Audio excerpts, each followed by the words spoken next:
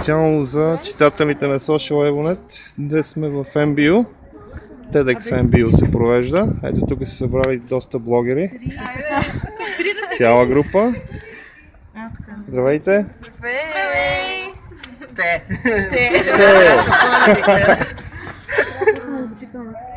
Ето го и Любчо, ето и Сабина. Аз помахах на Сабина. Как минава днес? Днес е супер. Много вдъхновящо. Ето и Све. Све пита дали сме доволни. Мисля, че сме много доволни. Аз съм организаторите. Ало! Много сме доволни. Охо, Да, супер. кой иска да каже две думи? Айде. Споко. Зайчета и трева. Две думи.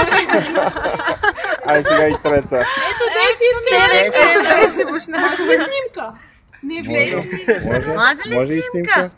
Може и снимка. Айде, зеле! Вие сте организатор, да я кажете как минава днес.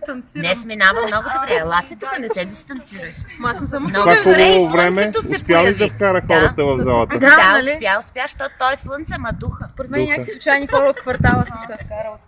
Да, аз обичам да се разхождам в този квартал, случайно разбрах и дойдох. Да, и аз така сутринта станах и се чудех какво да правиш? Аз направя 5 половина, един боже, са хубаво пара, чакай за до МБУ.